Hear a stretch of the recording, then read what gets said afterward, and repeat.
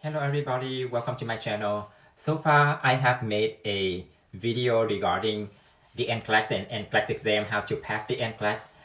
And I just posted a very short video about nursing and nursing career. In this video, I will talk about how to make your resume stand out, how to prepare for the interview, and how to apply for the job that you have been waiting for. And all of these videos that I mainly focus on nursing job because nursing has been extremely high in demand in the past 10 or 12 years. A lot of people left their old jobs and they went back to school to become a nurse. And they did. And they went through the nursing school. They are all good nurses out there. They make more money. They have a better living. And I'm so happy for them. So it doesn't matter if you are an engineer student or a medical student or a nursing student, we all have to go through the same process to apply for a job, right? For medical students, after you graduate from medical school, you still have to take the board to get your license, and then you have to make a resume to apply for a job and still look for a job just like anybody else. And first, we're gonna talk about the resume. To me, the resume is like a virtual painting of you. If you paint it really good, it will look good, and the person who ever reads your resume, they will be impressed and call you for the interview. But if you don't paint it very well, then they will toss your resume and you won't get a chance to have the interview. So I think it is very important to have a good resume and to make your resume stand out. And my resume are composed of 3 items. So then the first one will be the cover letter.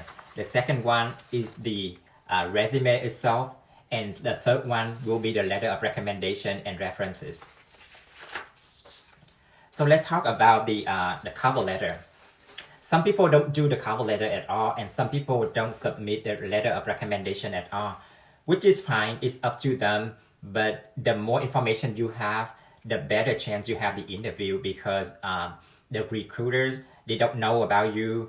So all they need to do is they need to read your resume, and if it looks good, then they will call you for the interview. So I think the resume is very important. The cover letter is very important. And then the letter of recommendation is very important because you are new. You don't have a lot of experience. So you need to paint it really good on your resume in order to have the interview.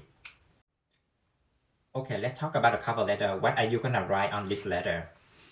So my cover letter has 4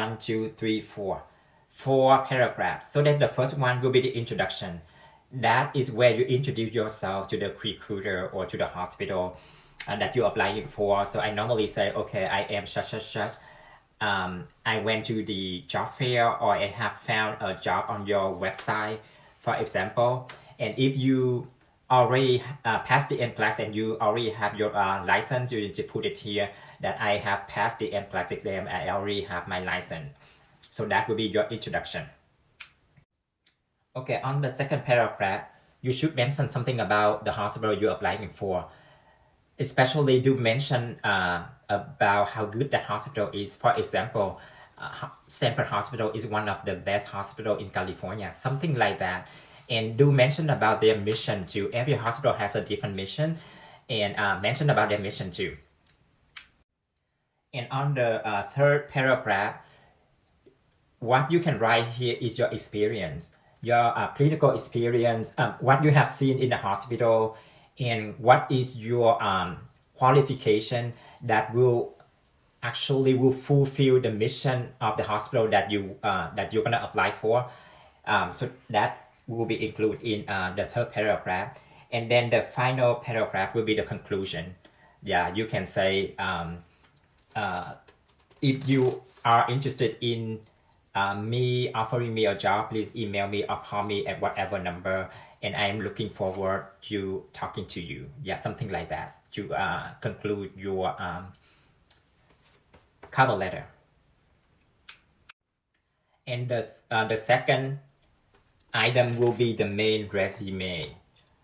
I know a lot of you probably don't have a lot of experience after you graduate from nursing school, but some people do have some experience, because they do work and go to school at the same time.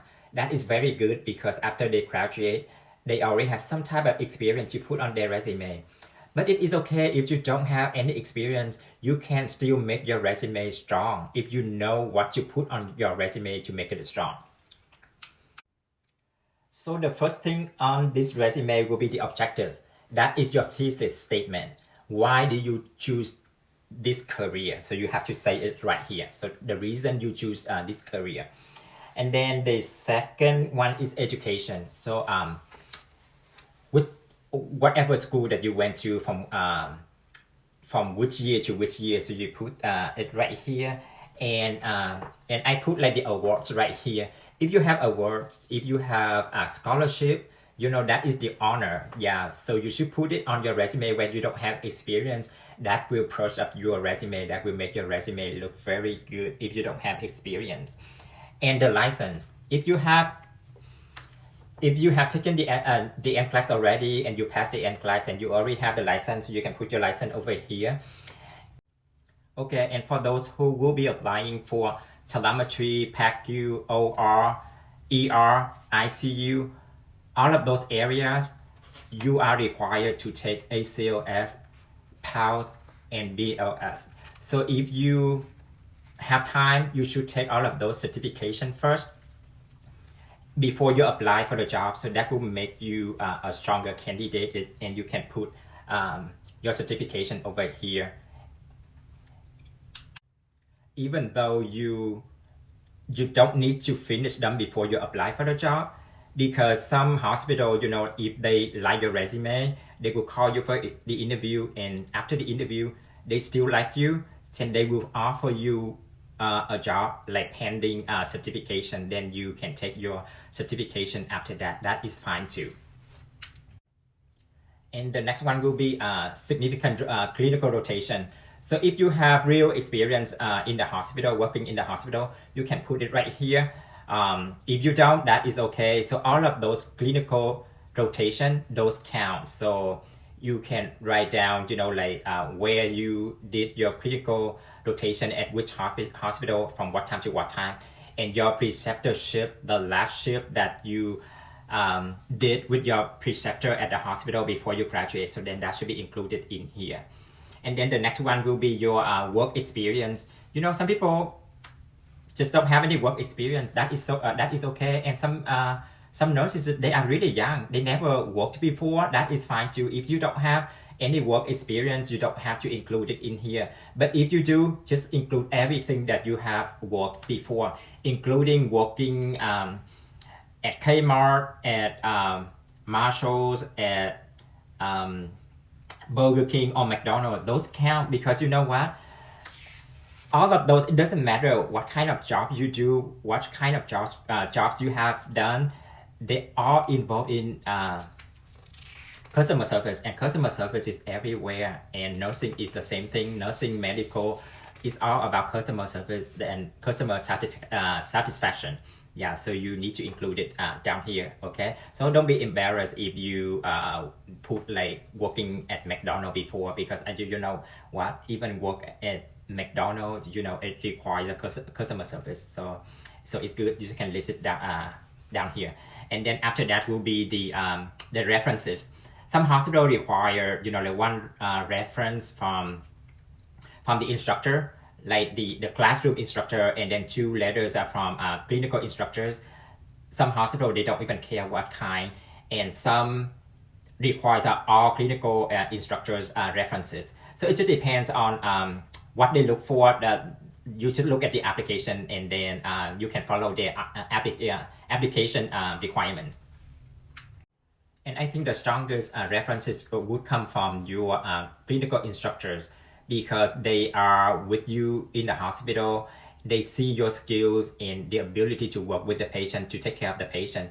So then the letter or the references from them would be the strongest. But if you don't have it, that's fine too. You can get the letter of recommendation from your classroom instructor. That is okay too. As long as they write good things about you, so then that's all it matters. That's all it counts. And the third item from my resume will be the letter of recommendation. So it's kind of tied together with the references that we put down. So just to make sure that you get a good letter of recommendation from your instructors. Okay, let's move on to the interview. So a lot of you don't have a lot of experience after you graduate and you are concerned, like what are they gonna ask you on the interview? So the interview, the first thing that you need to do is to be on time for the interview.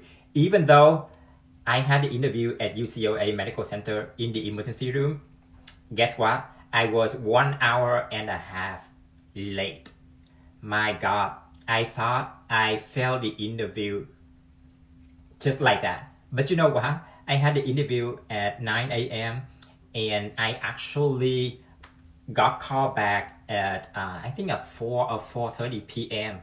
and they actually hired me. I was so shocked, and but then the thing is that for any kind of interview, you never want to be late because that is a really bad first impression. Even though I did it and I passed it, that was amazing, but you shouldn't do that. You shouldn't do what I did, okay? So what are they gonna ask you when you don't have experience? They will look at your resume and they will ask you if they have any question on your resume. And one of the questions they normally ask is, tell me about yourself. You have to make sure that you prepare how to answer the question. You have to paint a picture about yourself, your qualification, how good you are with people, and your customer service skill, very important in healthcare and in other industries too. So you have to make sure that you know how to answer all of those questions first before you go to the interview.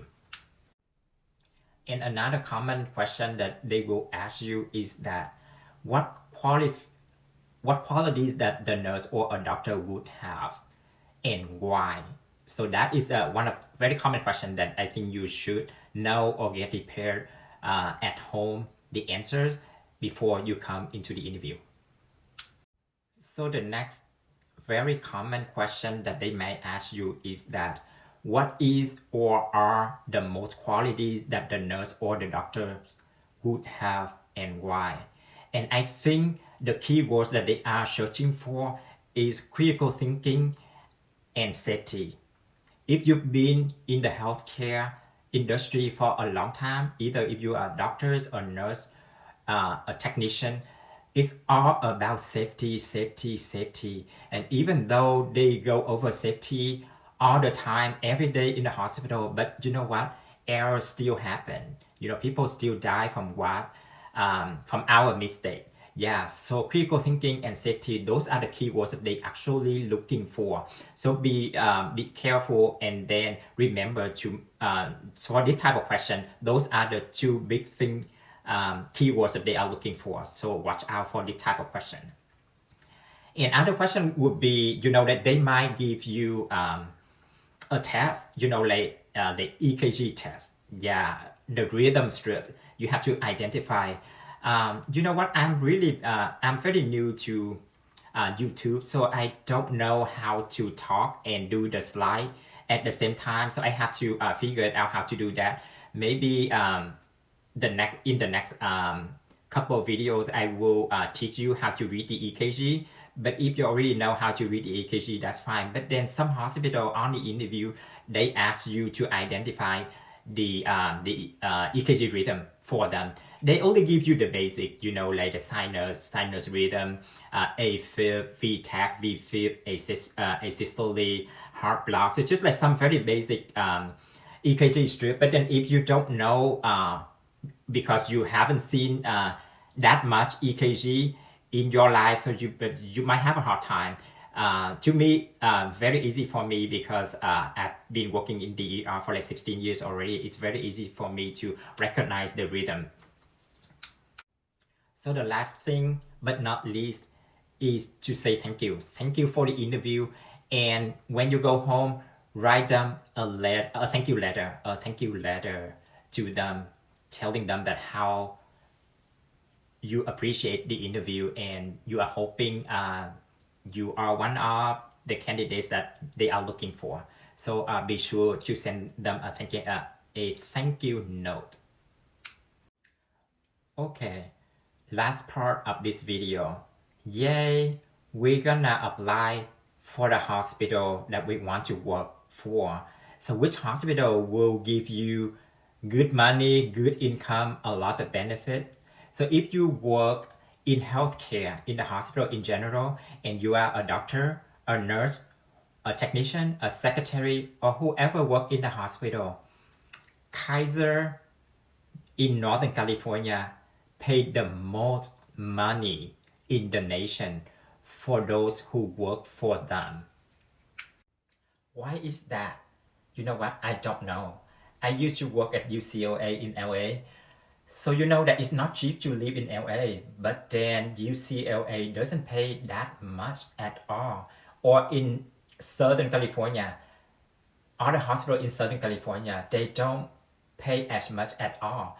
Until I heard some friend told me that, well, if you want to make a lot of money, you have to go to Northern California. And I did.